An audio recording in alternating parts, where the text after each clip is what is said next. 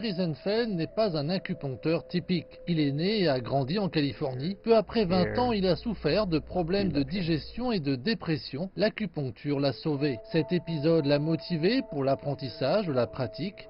Il dirige maintenant sa propre clinique acupuncture transformationnelle située à Washington, dans le district de Columbia. Le praticien traite les patients souffrant de toutes sortes de douleurs, qu'elles soient physiques ou mentales. Ils sont soumis à un stress important, ce qui finit par avoir un impact sur leur santé physique de différentes manières. Jeremy Riesenfeld a bénéficié de l'approche holistique de la médecine chinoise. Maintenant, il utilise la même philosophie pour traiter ses patients. C'est comme si je sortais de table en me sentant plus léger, plus stable et plus paisible. C'est quelque chose qui intéresse de plus en plus de praticiens en Chine et aux États-Unis, à savoir le lien qui existe entre la santé mentale, émotionnelle, physique et les choix de mode de vie.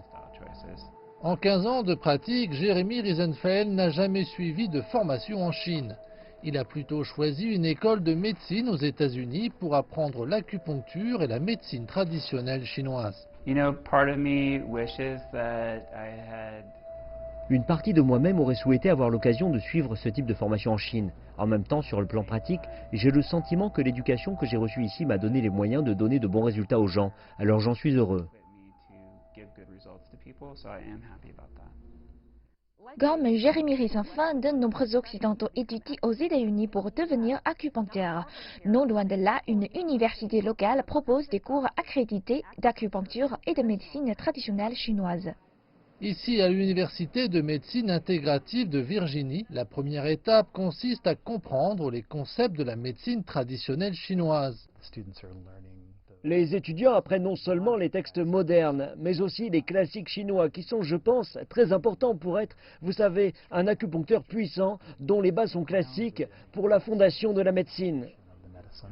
Ici, dans la classe, on compte même des étudiants venus de Chine. C'est le cas de Li Wenyi. Je pense que la bonne chose à propos des études aux États-Unis est que nous sommes constamment exposés à la critique. De plus, j'ai le sentiment que de l'extérieur, on peut voir clairement, mieux voir notre propre culture sur notre propre patrimoine. Alors c'est aussi un avantage. Lao Lixing est le nouveau président de l'Université de Virginie. Auparavant, il dirigeait l'école de médecine chinoise de l'Université de Hong Kong. Il estime que les programmes d'acupuncture proposent une formation de qualité.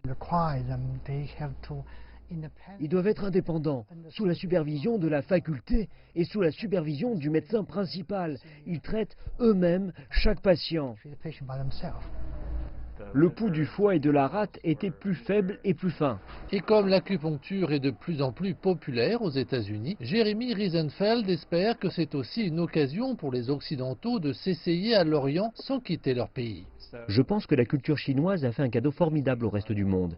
Et je pense que nous avons tous une grande dette, une appréciation de la culture chinoise. Je pense que c'est juste une partie intéressante de la mondialisation dont tout le monde profite. C'est vraiment super.